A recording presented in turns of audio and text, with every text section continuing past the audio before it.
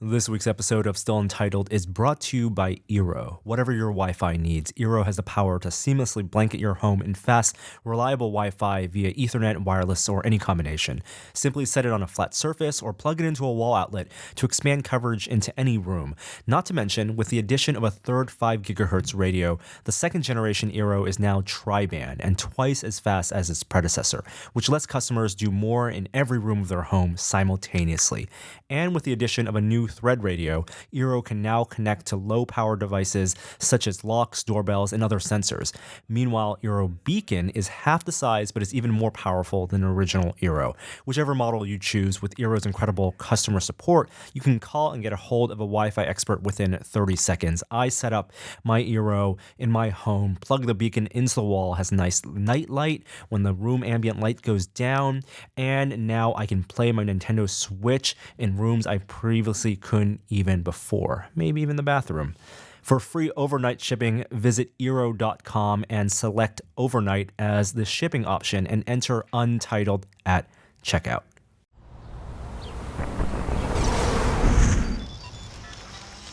Welcome to Still Untitled, the Adam Savage Project. I'm Will. I'm Adam. And I'm Norm. Hello, gentlemen. Hello. Hey, everyone. Good morning. It's been a little while. It's been a hot minute. It has been a hot minute. It's only been like 3 weeks, right? We talked pre-Comic-Con?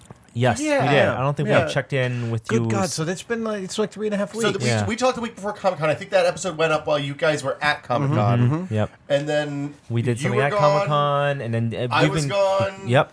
Like, We've you all were been. gone We were again. all gone. Well, for I was various doing weeks. by the way, I really appreciate that the most random Google searches from me can still yield that famous image of you in the VR goggles. Okay, so I was at a thing that I can't talk about because of a lot of reasons, but there was a guy doing a Fight Club? presentation. You were at Fight Club. There was a guy doing a presentation at the Fight Club with PowerPoint about the future of technology, and he got to his VR slide and he clicked over to it. And it was the picture that Norm took of me laying on the Birdley in, I think, 2014. Yeah. Sounds about Wow. right. And Is it that long ago already? it was either 2014 or 2015. We have strong will-face SEO. Yeah, look, if you want pictures of white guys in Oculus Rifts, Tested has you covered. I didn't even log in my head what the search term was, but I was searching for something like Apollo suit connector. Yeah. And Here I came am. across, there you are. Yeah. Oh, It's like with 4 the- degrees of separation. Yeah. They went to Europe session on the site, and yeah. So it happened, and I said, "Hey, that's me," out loud in this like room of 20 people while this guy's giving his talk, and he Did just they laugh? Did he get a laugh? He stopped. Well, we had to talk through it. Like Yeah. we had to go through the whole thing, and I had to explain it. And then we talked about Birdley because everybody was curious about what that thing was. Right, Which is right. still one of my all-time favorite VR I'm experiences. still sad I didn't get to do it. You were on tour, I think, when we did that, maybe, or I away missed someplace. it by a couple of hours. Like Yeah. I could have if I'd flown back home and run to do it, but I couldn't quite do it. But anyway, yeah. So what's everybody up to this last few weeks? Well, we got back from Comic-Con. We had a lovely time there. Yeah, and all our content's out by now. The panel is great. Actually, one of the things that we had done at the panel that we didn't get to do at the panel is get a camera on the audience. And the last person who asked a question built Yes. a great Oogie Boogie costume. An amazing What's an Oogie full-size Boogie? Oogie Boogie is the villain from Nightmare Before Christmas. Oh, okay. And so he sent over some photos after the fact, and so we have on the site just a gallery of his build progress, how he had built the interior wiring, He was sourcing inspired the by my canvas, Totoro build. both the Oh, Totoro nice. and the Revenant Bear, apparently Right, too. right. Yeah. Oh, that's awesome. Yeah, that's really so cool. Yeah. But since then, we also published a video that I want to ask you about because I wasn't on this shoot, Adam. Yes. And it's when you went to Detroit to visit a bunch of makerspaces. Yes. And one makerspace you visited was actually a factory of sorts. It's a record factory. Adam, Sorry. I've seen this person perform live 10 or 12 times at this point. Yeah. Christmas shows. Yeah. At the Greek a bunch. The amazing and wonderful craftspeople and geniuses at Third Man Records in Detroit. Jack White's Detroit leg of his famous Third Man Records label opened their doors to Tested, and we were able to go in and not only cover the operation, as a lot of news outlets did, the operation of the first brand new record pressing plant in the U.S. in over 3 decades. They have 8 brand new pressing machines. But Jack himself was in Detroit and gave us some time to talk about how the limitations of a fully analog system yield better creative results, and it was really inspiring. And I recorded the Brain Candy song live on their stage, and you watched the video. Yeah. So that the whole idea that there was nothing digital between me and the needle cutting the record was amazing to me. So I think with Jack, the way he explained it, he did it in his a very Jack White way. But the way he talked about how digital is zeros and ones, and even as fine and as packed as you can get, there's still going to be that gap. The DAC still does, or the ADC still does something. And he had, should the jury's out on how much that affects us. I totally, everyone, audio people have their own particular But it was less about the listening, and it was more about the recording. It was more about the soul of the recording. And his stance, which is lovely and poetic, is that when the needle never lifts, you're getting something much more directly akin to what was being recorded. Look, I can see that, right? You're at some point what's the logic problem where you have to walk half the distance to the thing and you're not keep walking, nothing ever hits the ground. Nothing ever hits the ground. To hit the ground, it has to go half its distance halfway infinitely. And when you're converting an analog sound signal into a digital signal, something I've done a lot of lately, then you're chopping it into infinitesimally smaller and smaller and smaller and smaller pieces, and then converting that into a number. But it's also the fact that you're recording directly to a master. There's no editing. There's no even with previous analog recordings, you could take that, you could digitize, and you can edit it. There's something at stake here when you're recording directly. Well, there's a mistake in my recording, and we chose the take with the mistake. Well, so they're recording live, and they're not doing mastery on reel-to-reel tapes or anything like that. They also recorded on a reel-to-reel, but the recording that we did was cut directly onto a record lathe. Wow. Not to a reel-to-reel and then to a record lathe. And by the way, we have the 5 test pressings here. So after this podcast later on today, we're going to film me pulling out my record player and listening to these for the first time and giving my acceptance so that we can run these. Yes. Test. Wow. Third man test pressing. Wow. And by the way, the Brain Candy song is the first song to be recorded on their stage that is also being produced in the plant. They have what looks like I guess they call it like a photo booth they have this music. Old 40s photo booth that cut a record on acetate for 3 minutes. Yeah. Yes. What?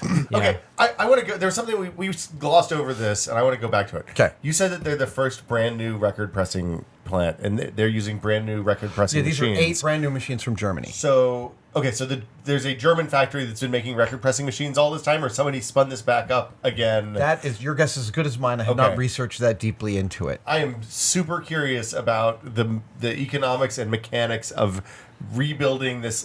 It's got to be kind of like what NASA did with the SLS, where they came in and if they're starting from scratch 40 years after people stopped making records. There's lost knowledge. Yeah, then there has to be lost knowledge, and they have to be going back and recreating all this stuff from. It's a good question. Finished I don't know the answer principles. to that. Wow. The Third Man people could not have been more welcoming or helpful. I mean, that was a fantastic trip. And also, just watching it, when you sit up on stage, because it is a stage with an audience, and you record it onto a really interesting microphone, too. A ribbon microphone. So it literally is a ribbon of stainless steel or some fine material. Yeah. And they set them up in this, I can't remember what he called it, the figure 8.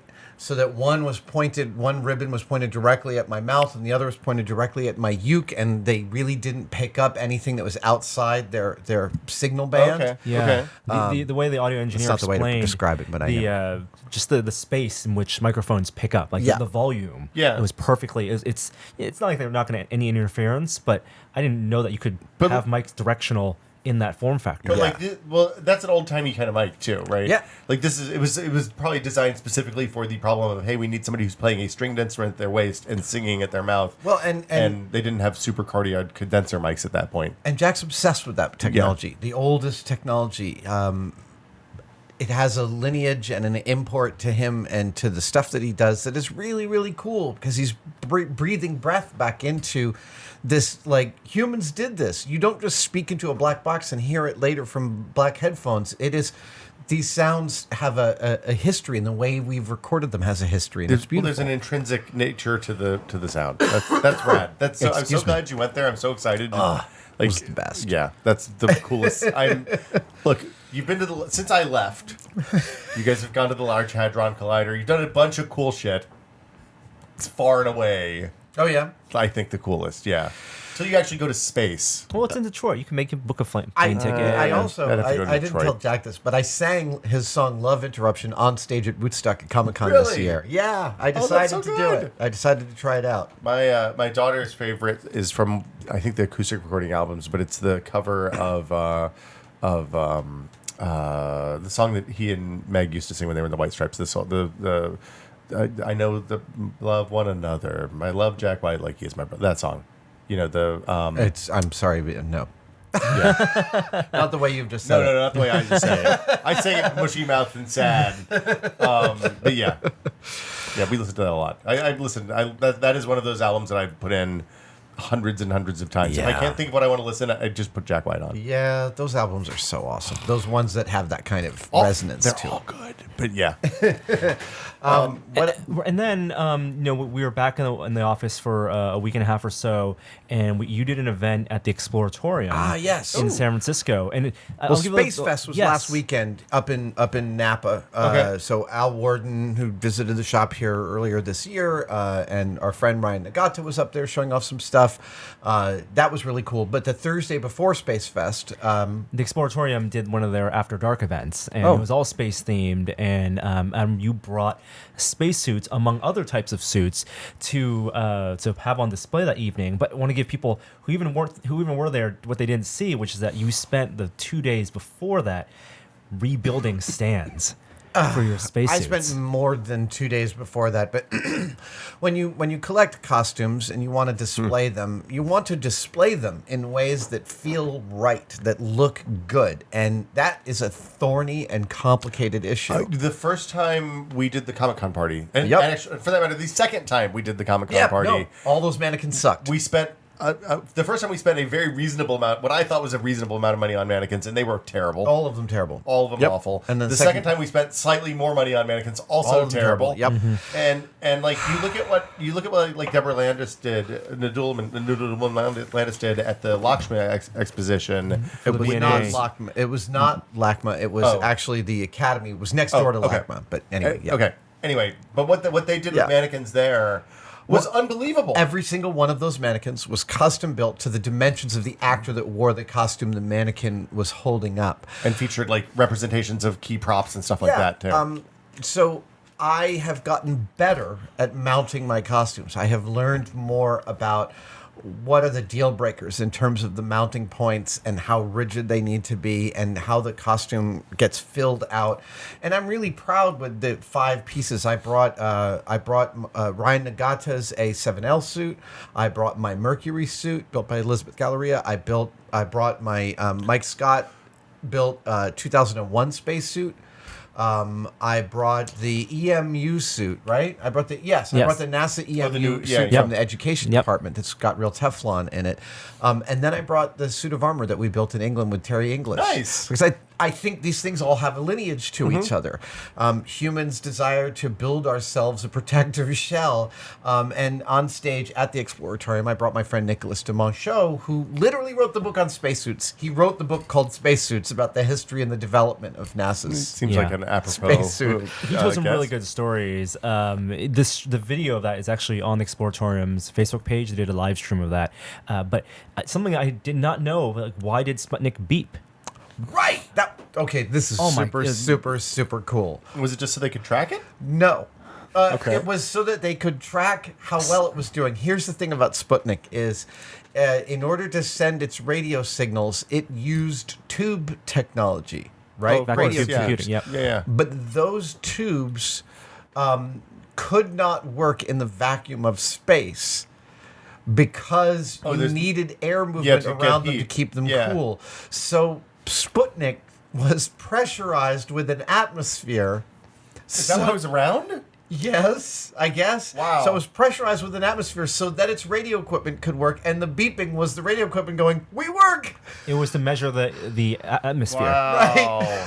The interval of the beeping was a way of measuring the atmosphere. Oh, And because so as it gets was, hotter, the beeping's going to go slower and slower and slower, yeah, or something like that. So wow. if that became How more cool regular, is that? then the radio equipment wouldn't Wow. work. I assumed it was something like they were measuring Doppler because they wanted to know how fast things were going, but I guess they knew how because they have radar. But that's bonkers. Yeah, so Yeah. Nicholas is full of wonderful stuff like that. We talked about the history of the spacesuit, the development, the design, how Hollywood's gotten it right and wrong. I would have loved to have had the Martian spacesuit there. It's still working on it. Yep. But to me, I love pointing out to people that the spacesuit is the most futuristic part of the movie, The Martian. Oh, far and away.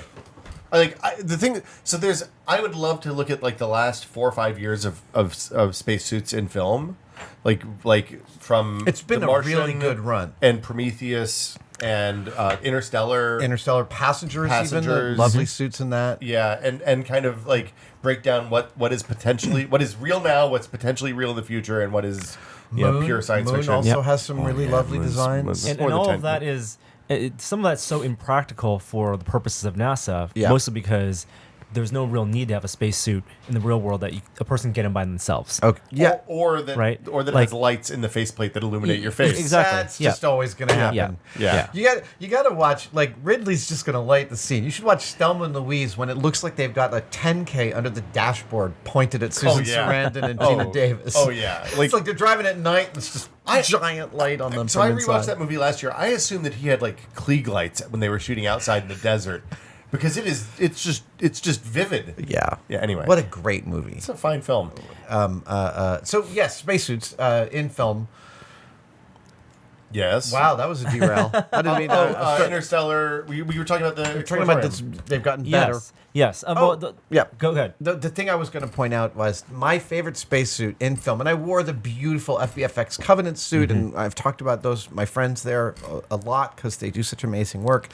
But their hard suit for Danny McBride, for Alien Covenant, for Tennessee, is one of the coolest things I've ever seen. And Really? it is a full, complete hard suit that you can put on like NASA's hard suit, in that it's all ball-bearing joints, and all the ball-bearing joints are 3D printed. Yep. Really? 3D printed races with phenolic balls and a 3D printed bearing race that holds those balls in orientation, and it worked. This is the one that looks like a dive suit. Yeah. It looks the like yellow- the kind of hard-sided dive Yeah. suit that people use right now on the bottom of the ocean. So Yeah. apparently there was a stand-in one of those that didn't actually function in Prometheus, and Ridley really liked that. And the FBFX, Andrew Down and Grant, they decided to tackle this. Wow. And the cost of using real bearings like Kadon 6 and 8 and 10-inch bearings, prohibitive. Yeah. I mean, like the 6-inch bearings that are in my Hellboy Mecha glove over there are retail for over $600 a piece. Yeah. Wow. So when you think about like 25 bearings within a suit, it's you impossible. can't do that, No. yeah. So they 3D printed them, and they totally worked. What did they use? What did they 3D print on? Like a laser sintering printer? No, I think this was filament, but I'm not. Yeah. I'm Really? not sure. I mean, yeah. some of that stuff, if you look up close, it looks like finished filament. I don't know about the bearings, but like Yeah. they're using, because they need to get it big. Yeah. These are big pieces. Yeah. Yeah. So they put on a big Rostock or something, Yes. and wow, that's Something that's bonkers. also funny, because we have that video where you walked in the FBFX suit from Covenant, right? Yeah. They're I think I'm not sure if it was their EMU, but the one they near the end of the movie. Yeah. And there are so many lights and displays, like actual displays on the gloves, Yeah. displays on the backpacks, and being able to go inside, we could see the source of those displays. Some of them are like they're iPod Nanos, Right. iPod Nanos, Just that- little screens that self-run. Yeah. they run And- like an hour of footage. You know, Yeah. 10 years ago, that would have been a little bit of acetate with some LEDs behind, not even, some incandescents Yeah. behind it to light it up, and now it's an actually animated screen. And I mean, you look at what you can get on at like Adafruit or something like that, and you Totally. can buy little kits that are like Yeah. 3-inch LCD or OLED screens. The little display on Yeah. my captain's chair. Yeah. Mhm. That was like $25. Yeah. Yeah. It's bonkers. You used to have to go buy a Sony Watchman. Oh boy. Here we go. Old Man Savage at it again.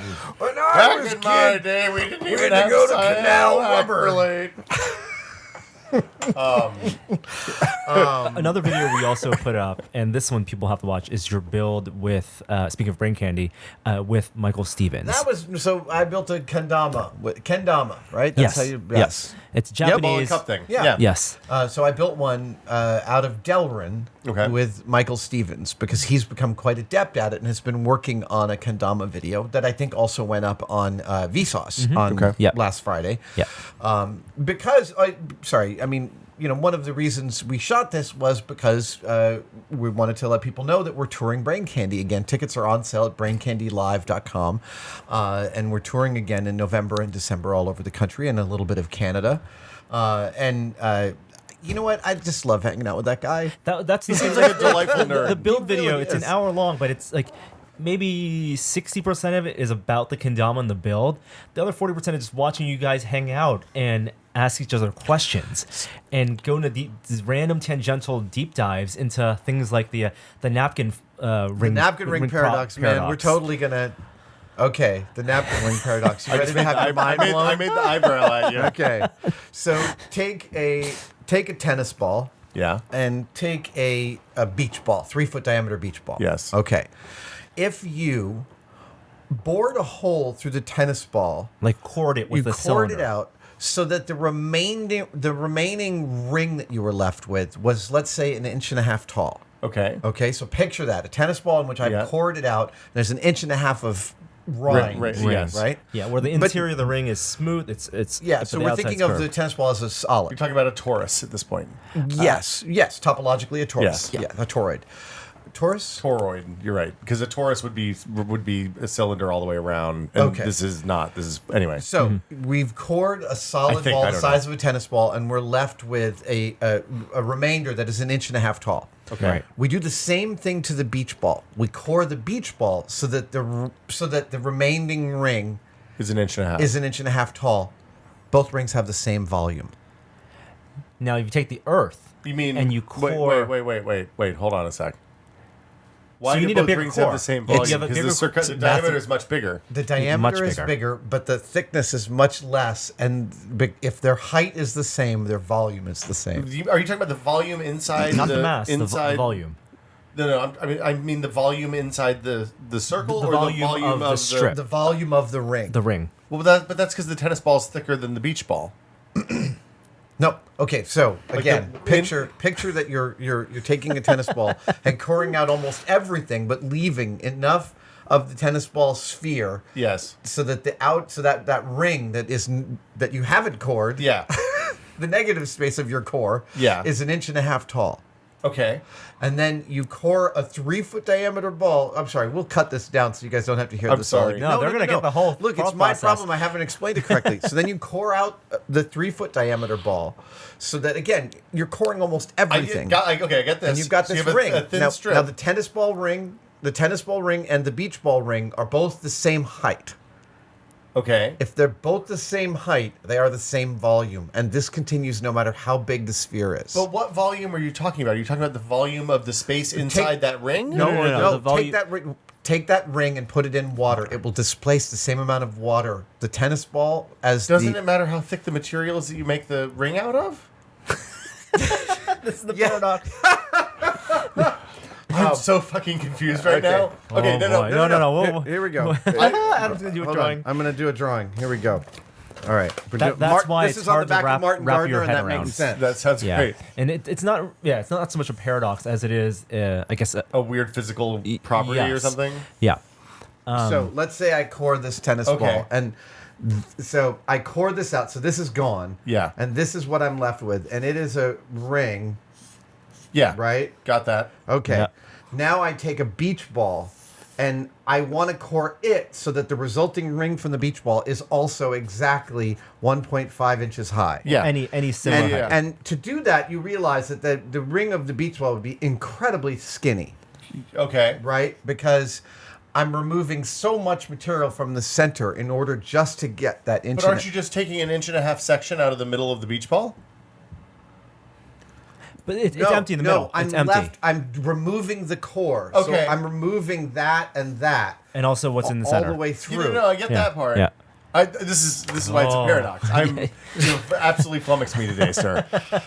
We're gonna go get the big drill out in a minute, and we're gonna get some tennis drilling balls and right beach balls. through a ball. Yes, And You have to we're go through left the- with yes. with a ring. Yes. Right? Yes. Now we're basically if you choose a dimension for Oh, that okay. ring, no matter how big the ball is, the Because of the resulting shape of ring the is the sphere, same ball. you're always left with the same Yeah. edge Yes. of the thing. Wow, that is bonkers. And it works even if the sphere is the size of the Earth. Right. Well, have we Right. tried that? That seems experimentally difficult to prove. I mean, I think the people in Canada might be upset. At any rate, we spent some time talking about the napkin ring paradox. Wow. I mean, that's a Yeah. mind-blowing paradox, and Yes. to demonstrate it is actually possible using a good lathe. So it has to work with a sphere, though. It has to be a perfect sphere, or something close to a perfect Yeah, sphere. absolutely. So the Earth wouldn't work. It's squished. Thank you, Will. And this is I'll be here all week. Will's officially the first comment on that YouTube Yeah. video. Well, you know, this is a good Yours time to is not introduce- slightly pear-shaped, This is a good like time me. to introduce my new podcast, actually, comma. Wow. Wow. Anyway, Yeah, hey, the video, so that build video is full of anecdotes. I watched and the like whole that. thing. Yeah. I don't watch all the videos that we produce, all in their entirety. Yeah. Lately, Joey's editing has been just blowing my mind. How much I love the sword build. Yeah, Excalibur sword build. Yeah, Gunther did this one, and yeah, they're really great. They're really lovely. Yeah. So this one with Michael Stevens was really lovely. Like Yeah. it is just like that Did to he come hang up out. here, or did you go down? He came up here. Okay, cool. Right. And we actually have a few more videos from that day. He spent a full day with us, Mm-hmm. so those are going to go out a little bit later. But yeah, if you want to see more of Michael and Adam, then you can see them on stage in the fall. Yes. So what else is coming up, guys? We got a minute or two left. So last week I spent a couple days down at Frank's shop where we hung out with these guys out of Washington called CNC Router Parts. They make full-size CNCs that are like a fraction of the cost of like a giant, pre-built Tormach or something. And we built one. We Wow. built. They sell a CNC kit that's Like a mill? 4 feet by 8 feet. Yep. And Wow. they gave us one with 2 heads. A 2-headed CNC, so they think of like a 3-axis 3D printer. One for your rotary tool, and one for a plasma cutter. Whoa. So we plasma cut some sheet metal. Nice. And, Wow. And these things. The most interesting thing to me though, and I kept asking about this, was the drive system they use for the CNCs, because we have some desktop CNCs at our office, and they're perfectly fine. They're a little smaller, a little more self-contained. You're like the Carvey and stuff like that, right? Exactly, and Okay. they all use whether every 3-axis machine, they use different drive systems, like whether it's Well, it's usually like stepper motors on a series of gears and pulleys, right, right? but on gears and pulleys, or they have your tensioning band, a right. screwdriver or something, and they were using things where they needed to be fast, they need to have very low backlash when it stops acceleration, and very accurate. And this thing moves. It it hauls. How many inches per foot? Many inches per I minute. don't know. I don't know the exact number, but it was moving when it was cutting like a big sheet of MDF. It was just like chomping through it. Awesome. How was this Yeah. compared to the very first MakerBot we built, the cupcake back Oh in yeah, 2010? that- Pretty good. pretty good. Did it I'd blast say, out I'd little say bit of pretty bit good. of plastic Yeah. at the I end? built one of those. How many tries did it take to get it to work, just out of curiosity? Okay, so yeah, I built it in my office. They sent me one when they first shipped them out. So I sat there in my office for a couple days and put it together. And I'm not sure I can tell you I got a good print out of it. We eventually got I think I prints tried out of it. 3 times and it So messed many up. putting nuts in nut slots and bolting things together, and it So was- many nut slots. Yep. We did Too many nut slots. We did 5. It took us a week, basically. It Yeah. was 3 days probably to build it. It was a week worth of videos, I think. Yeah. And then it was maybe 3 months before I got a decent print out of it. Wow. would be No, my this- guess. this was I a- gave mine to my kid's school to was- fix that and was- work out. Yeah. Yeah, a was 4x8, cruel. which like you can put in a big 4x8 sheet of ply right on top of this machine. They took 1 day for physical instruction, 1 day for electronics. Wow. Yeah, Not Wow, bad. that's awesome. not bad. Yeah. At all. That's 3 people awesome. on it. And then, Yep. like, once you had it up and working, everything was kind of worked itself A out? little bit of troubleshooting, Okay. but mostly. That's awesome. That's What's the fabulous. company again? CNC router parts. You have a- Yeah, we met them at Maker Faire. Okay. They said they at Maker Faire made crossbows for people That sounds and great. gave them out like ping pong ball crossbows. Oh, I was gonna Ping go- pong ball crossbows. They're still technically Katniss crossbows. Everdeen. Party favor for children. Every hour, like here's a crossbow for you and a crossbow for you. Yeah. I will tell you that as far as television goes, I've been rewatching the first season of Master of None, Aziz Ansari, and the second season is so good. It made me want it more and made us go back and rewatch the first season, which is even better than I remembered. Oh. I wanted to shout out. I fell into an Atlas Obscura hole the other day. Oh, such a good site. And if you don't know about Atlas Obscura, you should go type it into Google right now and just prepare to lose like 4 or 5 hours. And I would if you're say. traveling, Michael Stevens and I turned out to both have the same method on tour, which is Atlas Obscura is one of our very first stops on any given day to find out, maybe we should go to the Haunted Insane Asylum here. This is like your restaurant tip, right? Like go look and see if Parts Unknown has been. See, if Anthony Bourdain has been there, you should go eat there. Go where he ate, Yeah. and you'll be okay. The weird thing, GQ interview with Aziz Ansari. Yeah. He opens with him going to a restaurant, being the writer of the restaurant, where I had dinner with Kishore when we were in Paris, the same place, the Random Alley restaurant Wow. that was also a Bourdain recommendation. Wow. So I just Well, there you go. completely Yeah. tied into. I mean, he's totally Master plugged of into None. Bourdain because Bobby Cannavale is It's totally basically playing a Bourdain. Bourdain character in And I Master love of None. that character. He's weird and he's not necessarily the nicest guy. He's kind of an asshole, but you also really like him. The show's really good. It's an impressive mix. But goddamn, Francesca. I'm going to leave it at that. You should watch the show. We'll be back next week. Thanks, guys. Bye, everybody. Have a good Bye. one. Bye. I want to thank the other sponsor of this week's episode of Still Untitled, and that's Casper. The Casper is an obsessively engineered mattress at a shockingly fair price. Supportive memory foams create an award-winning sleep surface with just the right sink and just the right bounce. I sleep on my Casper and love it, and you know who else loves bouncing on it? My dog, Ripley, as well. She can't get enough of it. Try Casper for 100 nights risk-free in your own home. If you don't love it, they'll pick it up and refund you everything. Casper understands the importance of truly sleeping on a mattress before you commit, especially considering you're going to spend a third of your life on it. Free shipping and returns in the US and Canada. And for listeners of Still Entitled, you can get $50 toward any mattress purchase by going to www.casper.com/untitled and using the offer code UNTITLED. Terms and conditions apply. We'll see you next week.